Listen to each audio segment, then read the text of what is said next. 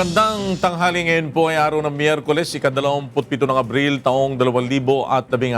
Narito ang mga balitang tinututukan sa Pilipinas at sa buong mundo. Planong mall voting ng COMELEC kanselado na. Local absentee voting nagsimula na ngayong araw.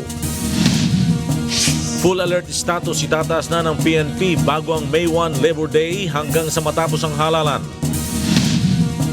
Pagtatayo ng outpost ng China sa West Philippine Sea, kinukumpirma pa ng pamahalaan ng Pilipinas. Lalaking hinihinalang nag-supply ng armas sa gunman ng Paris supermarket shooting, ipadideport sa France. Una sa ating mga balita ngayon tanghali.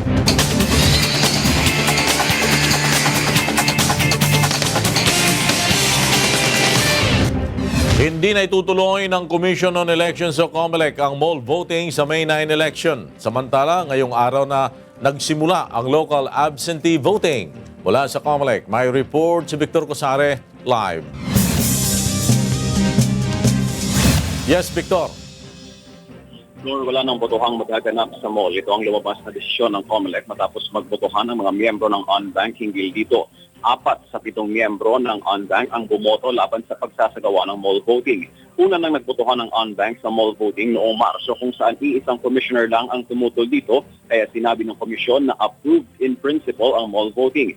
Subalit ayon kay COMELEC Chairman Andres Bautista, naging dahilan ng pagbabago ng desisyon ng ibang commissioner ay ang probisyon sa batas na hindi maaaring maglipat ng presinto 45 araw bago ang halalan. Sa plano ng COMELEC, 337 clustered precincts na may mahigit sa 231,000 voters ang balak sanang ilipat sa 80 mall sa buong bansa. Susulatan uli ng COMELEC ang mga botante na una nang naabisuhan na sa mall sila boboto.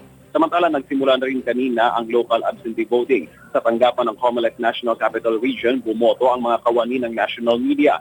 Sa tala ng COMELEC for local absentee voting o sa tala ng Committee for Local Absentee Voting ng COMELEC, sa 28,705 na naghain ng aplikasyon upang makaboto ng mas maaga, 24,814 lang ang aprobado ng komite. Bukod sa media, kasama sa mga qualified na mag-avail ng absentee voting ang mga sundalo, pulis at government employees na may gagampan ng tungkulin sa araw ng halalan. Tatagal ang local absentee voting hanggang sa Biyernes, April 29. Lord? Victor Cosare nagulat mula sa COMELEC. Sa May 4, isasagawa ng Commission on Elections ang final testing at pagselyo sa mga vote counting machine para sa 2016 elections. Narito ang report ni Sherwin Kulubong. Magsasagawa ng final testing and sealing sa vote counting machines ang Commission on Elections sa lahat ng clustered polling precincts sa bansa sa darating na Mayo 4. Ayon sa COMELEC, layon nito na maipakita sa lahat na gumagana ang BCMs na gagamitin sa mga presinto sa araw ng halalan bago ito selyuhan. Sa araw ng testing, 10 botante ang susubok na bumoto gamit ang official ballots na ipapasok sa mga BCM. Sakaling may makitang depekto, agad itong papapalitan. Dito sa Laguna, isasagawa ang testing sa mahigit 2,000 presinto at inaanyayahan ng COMELEC ang mga lokal na kandidato na saksihan ito. We already notified yung mga candidates na on May 4, we will conduct the FTS. Please come and witness and be all watchers doon sa gagawin nating testing and sealing. Bukod sa mga kandidato, bukas rin ang testing sa mga supporter na magbabantay sa araw ng botohan. Kaya nga, we are calling the attention of all the watchers, mga candidates themselves, para bantayan nila yung mga machine, yung mga supporters, watchers nila. Tiniyak din ng COMELEC sa Laguna na mahigpit ang ipatutupad nilang seguridad sa pagbabantay sa mga BCM machine na nakatakdang i-deploy sa mga polling precincts sa May 3, katuwang ang puwersa ng pulisya at militar. Mula rito sa Laguna, Sherwin Kulubong, UNTV News Worldwide. Samantala, nagsagawa ng inspeksyon ang COMELEC Cebu sa mahigit sa 3,000 vote counting machines na gagamitin sa eleksyon. Narito ang report ni Gladys Tuabe. Nakalagak ngayon sa COMELEC Hub sa Cebu ang vote counting machines na gagamitin sa probinsya para sa halalan ngayong Mayo. Sa ulat ng COMELEC Region 7, 3,543 VCMs na ang naideliver mula sa kabuuang 4,066 allotted VCMs sa lalawigan. Ininspeksyon na rin nila ang mga makina kahapon upang masiguro na gumagana ang mga ito bago ipadala sa mga presinto, kasama ang iba pang election paraphernalia.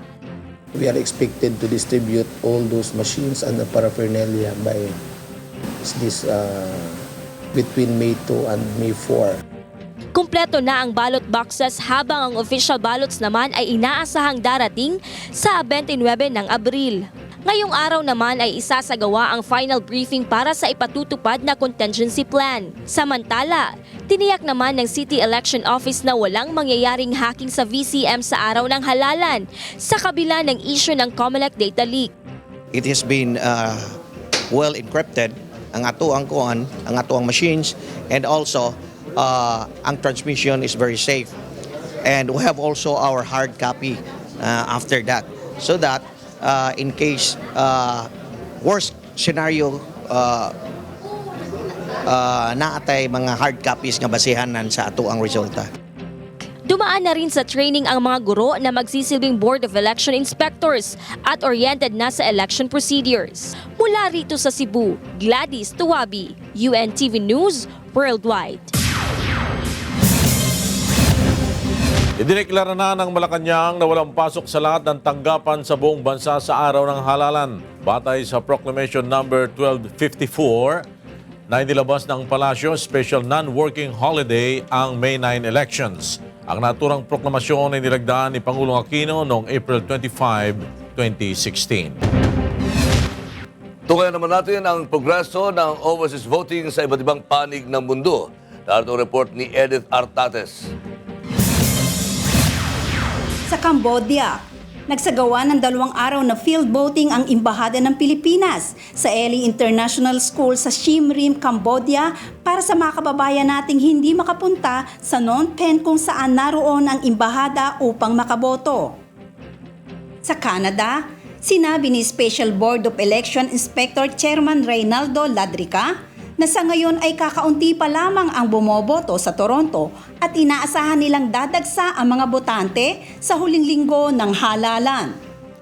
Iniulat din ito na umaabot sa mahigit sa 20 kada araw ang bumabalik sa kanilang mailed ballots dahil sa problema sa mga address ng botante.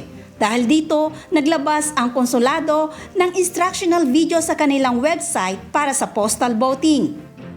Naglagay din ito ng anunsyo kaugnay sa ginagawang construction sa harapan ng konsulado upang hindi maligaw ang mga botante. Noong unang punta ko dito sa Philippine Consulate, dito sa Toronto, akala ko sarado kaya umuwi ako kasi wala namang katao-tao. Ngayon, tinawagan ko yung kaibigan ko, sabi niya bukas. Sabi niya, bukas yun, pumunta ka sa 7th floor. Ngayon, bumalik ako dito, bukas pala. Kaya bumoto na ako. Sa Italy, sa pagtaya ni Ambassador Domingo Nolasco, inaasahang aabot sa 50,000 overseas voters ang boboto hanggang sa huling araw ng overseas voting sa May 9 mula sa Rome at Milan. Hindi lang ho ito right, isang benepisyo ng isang citizen na makapagpili kung sino ang mga mamumuno sa ating bansa. Hindi lang ho para sa atin, pati na rin yung ating mga kamag-anak sa Pilipinas. So, para ho sa kinabukasan natin lahat ang pagboboto sa ngayong election. Mayroon na lamang 2 linggo bago magsara ang overseas voting sa araw ng eleksyon sa May 9 sa Pilipinas. Mula rito sa Italy, Edith Artates, UNTV News, Worldwide. Itataas ng Philippine National Police o PNP sa pinakamataas na alerto ang buong pwersa ng pulisya bago ang Mayo 1 hanggang sa matapos na ang eleksyon. Wala sa Camp Crame, may report si Leia Lagan live. Leia. Magandang tanghali sa Ilacay. Ilang araw mula ngayon, magdideklara na ang Philippine National Police ng full alert status, ang pinakamataas na alerto ng PNP. Ayon kay PNP Chief Director General Ricardo Marquez, bago ang Mayo 1 Labor Day ay itataas nila sa full alert status ang buong pwersa ng PNP at magtutuloy-tuloy na ito hanggang halalan. Layo nito na alertuhin ang lahat ng kanilang tauhan dahil sa seguridad na ipatutupad sa halalan. Aniya, kansilado ang mga leave ng pulis at wala ring day off kapag nasa ilalim sila ng full alert status. Sinabi pa nito na sa lahat ng tauhan ng PNP na hindi nakadeploy hindi nakadeploy sa mga lugar ay kailangang nasa kampo upang mabilis na maitalaga sa mga lugar na nangangailangan ng augmentation force. Dagdag ng general, 1 linggo bago naman ang halalan ay malalaman na ng mga pulis ang kanilang babantayang lugar para masiguro ang pagkakaroon ng ligtas, payapa at patas na halalan. Balik sa iyo, Lakay. Maraming salamat, Leia Ilagan, nag-uulat mula sa Camp Crame. At sa iba pang balita, kinukumpirma na ng Pilipinas ang umano'y planong pagtatayo ng outpost ng China sa West Philippine Sea. Mula sa Malacanang, may report si Nel Maribuhok, live. Yes, Nel. Muling nanawagan ng Malacanang sa mga claimant countries sa West Philippine Sea na sumunod sa mga probisyon ng Declaration of Conduct of Parties sa South China Sea. Ito ang pahayag ng Malacanang matapos lumabas ang ulat na ginagawang pagtatayo ng China ng outpost na sakop naman ng Exclusive Economic Zone ng Pilipinas o EEZ. Ayon kay Presidential Communication Secretary Sunny Coloma, patuloy pa nilang kinukumpirma ang naturang ulat. Gayunpaman, mas mainam na sumunod ang lahat ng claimants na signatories sa kasunduan sa ilalim ng United Nations Convention on the Law of the Sea. Una na ring iginiit ng palasyo ng Malacanang na dapat umiwas ang mga umaangking bansa sa anumang hakbang na magpapataas ng tensyon sa rehiyon dahil sa usapin ng agawan ng teritoryo. Lakay? Maraming salamat, Nel Maribuhok, nag-uulat mula sa Malacanang.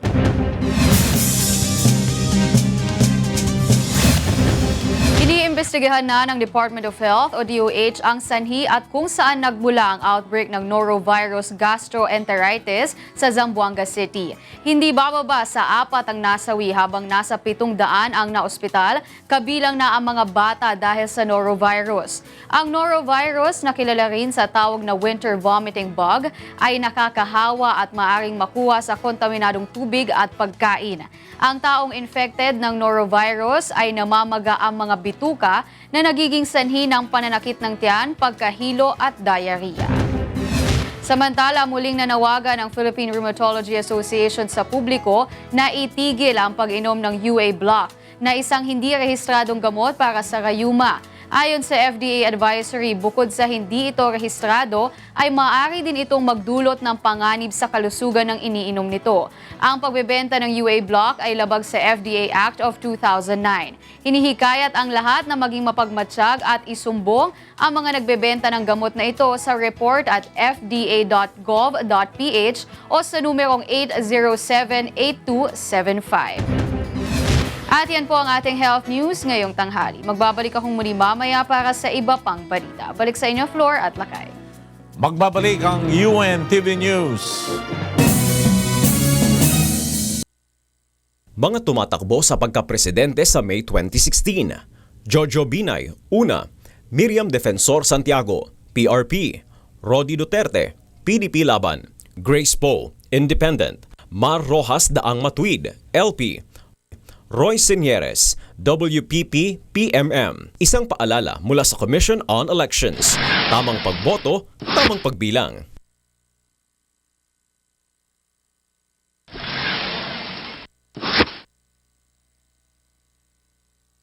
Mga tumatakbo sa pagka-vice presidente sa May 2016. Alan Peter Cayetano, Independent. Chis Escudero, Independent. Gringo Honasan, una. Bongbong Marcos, Independent. Lenny Robredo Daang Matuid, LP.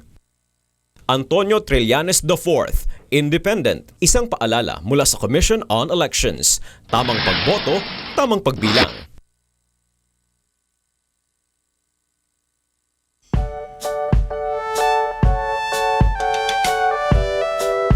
May mga personal na desisyon tayong ginagawa sa buhay.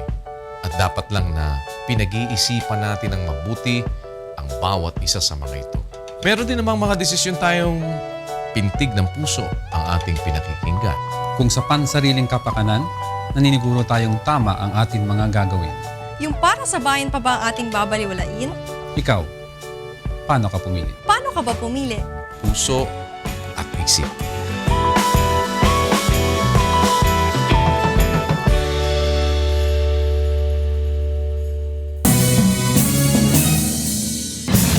Sa pagpapatuloy ng UNTV News, kukumbinsihin ng Canada at United Kingdom ang ibang bansa na huwag magbigay ng ransom money sa mga bandidong grupo kasunod ng pagpugot sa ulo ng Canadian kidnap victim ng Abu Sayyaf Group.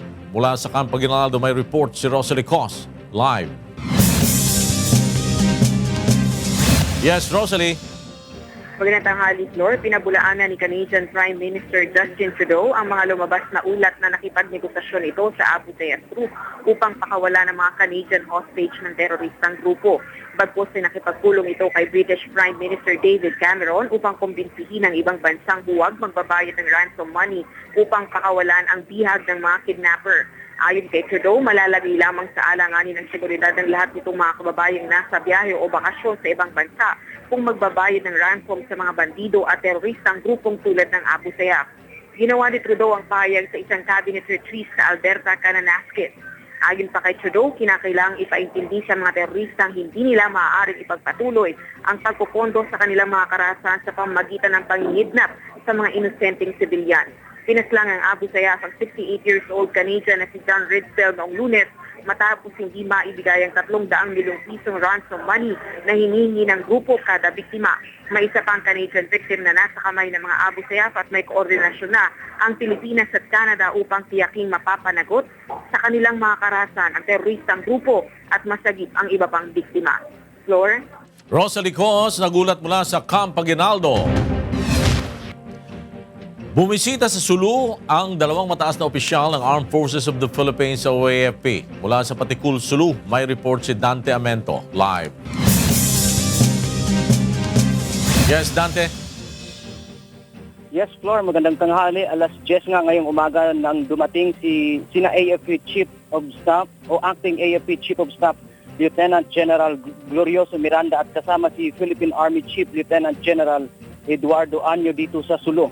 Agad nagtungo ang mga ito sa 2nd Marine Brigade Camp para sa isinasagawa nilang closed-door meeting kasama ang ground commanders ng militar. Bagamat wala pang inilalabas na detalye ng pulong, ngunit inaasahan, Flor, na magbibigay ng panibagong marching order si Acting Chief of Staff Miranda sa kanilang mga tauhan hinggil sa isinasagawang operasyon ng mga otoridad.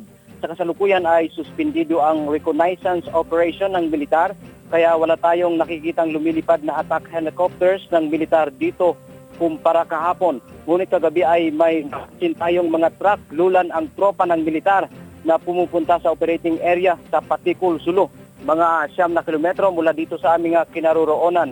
Sa ngayon, Flor, ay ongoing pa ang closed meeting ng military official at wala pang isinasa publikong ang AFP sa isinasagawang pursuit operation laban sa Abu Sayyaf Group maliban sa nangyaring impacto noong gabi ng Lunes na ikinasawi ng 7 bandido.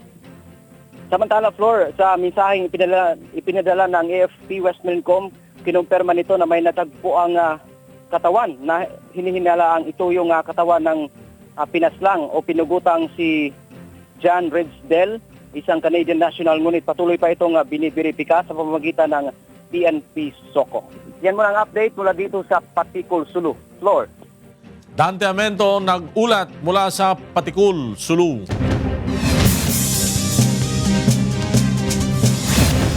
Nakasabat ang mga otoridad ng hinihinalang shabu na nagkakahalaga ng 45 milyong piso sa buy-bust operation sa Malate, Maynila kagabi. Narito ang report ni Reynante Ponte.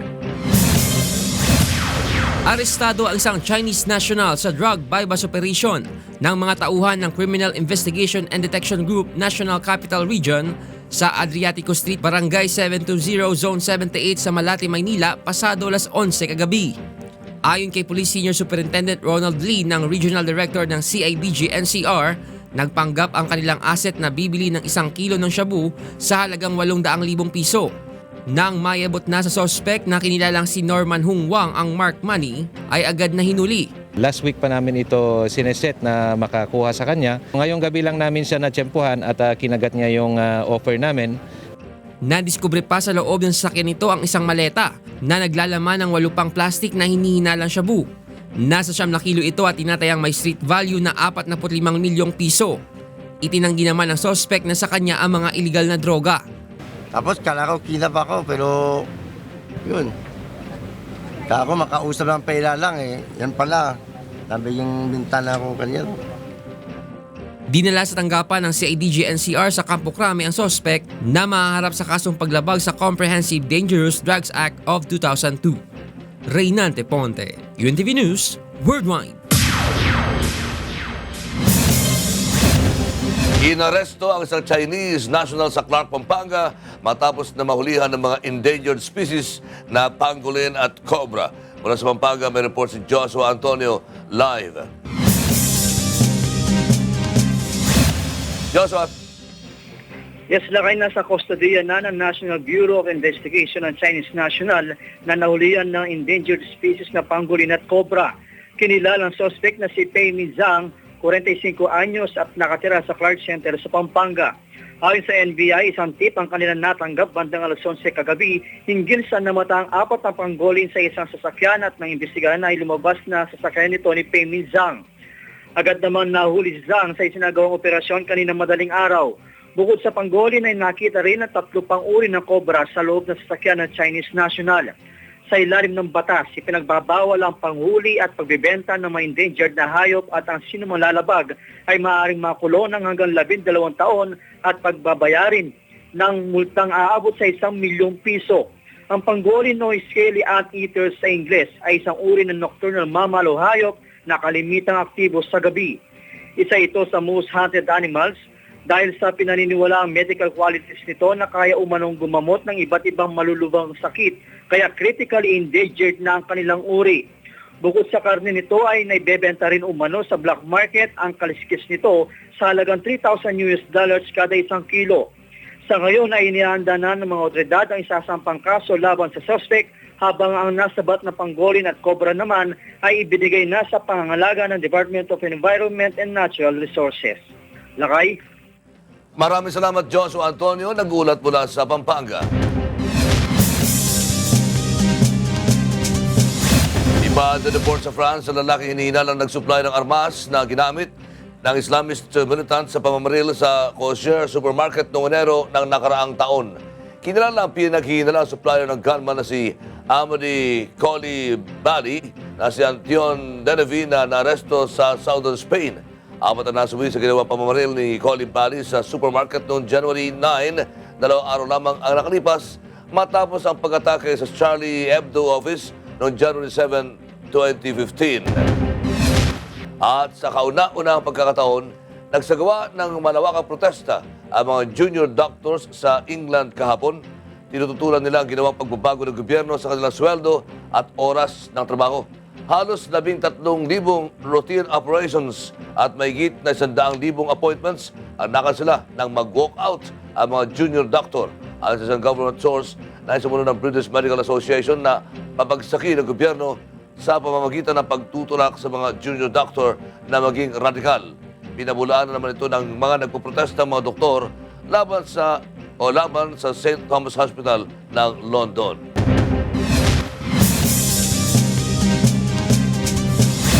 Ipinagbawal ng Visayan Electric Company ang pagpapalipad ng saranggola na malapit sa mga linya ng kuryente, lalo na sa araw ng eleksyon. Narito ang report ni Gladys Tuabi. Tuwing panahon ng tag-araw ay nauuso ang pagpapalipad ng mga saranggola lalo na ng mga bata. Ngunit lingid sa kaalaman ng marami. Isa pala sa dahilan ng power outages ang mga sumasabit na saranggola sa mga linya ng kuryente. Ngayong taon lamang, mahigit sa 40 insidente na ng lateral at feeder-wide outages ang naitala ng Visayan Electric Company sa Cebu dahil sa mga sumasabit na saranggola. Kaya panawagan ng kumpanya sa publiko, iwasang magpalipad ng mga saranggola malapit sa electrical wires, lalo na sa araw ng eleksyon. For the elections, mas maayo if ang atong facility ba safe siya sa tripping. Kaya sometimes yung kaapapil raman na or plastic lang man, but it might cause tripping. So, hangyo lang na mo sa public. Kabilang sa mga itinuturing na kite-prone areas ay ang ilang barangay sa Cebu, Talisay at Mandawi City. Kaya plano ng VECO na magsagawa ng kite caravan at orientation sa mga barangay, kaugnay ng peligrong dulot nito. Umaasa rin ang VECO na susundin ng publiko ang umiiral na City Ordinance No. 1471 sa Cebu na nagbabawal sa pagpapalipad ng mga saranggola sa mga lugar na may power at telephone wiring connection. To refrain from kite flying, especially during election, para we can always secure nga nag-power nga madto sa atuang mga polling precincts. Bukod sa mga saranggola, nagpaalala rin ang VECO sa mga kandidato at supporters nito na huwag magpaskil ng campaign material sa mga poste at kawad ng kuryente. Mula rito sa Cebu, Gladys Tuwabi, UNTV News Worldwide. Ipinakita ng German athletes na lalahok sa 2016 Rio Summer Olympics ang kanilang mga uniforme sa fashion show na idinaos sa Dusseldorf. Sinuportahan ang mga German athletes ng mga professional model. Sinabi ni Hockey International Jan-Philipp Rabente na fantastic ang kanyang pakiramdam kapag suot ang uniforme. Para naman sa handball player na si Stefan Weinhold, nakakadagdag ng motivation ang uniforme. Samantala, nagdaos ng media workout si Canelo Alvarez ng Mexico kaugnay ng kanyang laban kontra kay Amir Khan para sa World Boxing Council o WBC World Middleweight title sa May 7 sa Las Vegas, Nevada. Si Khan, Olympic silver medalist at light welterweight champion, ang unang makakaharap ni Alvarez mula nang talunin si Miguel Cotto via unanimous decision noong Nobyembre para sa bakanteng korona ng WBC. Si Alvarez ay may record na 46 wins, 1 loss at isang draw at may 32 knockouts. Ang kaisa-isang talo ni Alvarez ay nalasap sa pagkamay ng retiradong si Floyd Mayweather Jr. sa pamamagitan ng majority decision noong 2013. Ang 29 years old na si Khan ng Great Britain ay sukbit ang record na 31-3. Tiwala si Alvarez na sapat na ang inihanda niyang game plan upang talunin si Khan. At yan po ang ating sports news ngayong tanghali. Ako po si Wyla Soriano. Balik sa inyo, Floor at Lakay. Maraming salamat sa iyo, Wyla. At yan ang kabuuan ng ating balitaan. Sa ngalan ni Kuya Daniel Rason at ng UNTV News and Public Affairs, ako si Flor Perez. Ako naman si Rolly Lakay Gonzalo. May pangyayari bawat minuto at may balita bawat segundo. UNTV News, magandang tanghali sa inyong lahat. Magkita-kita tayong muli bukas sa ganito ring oras.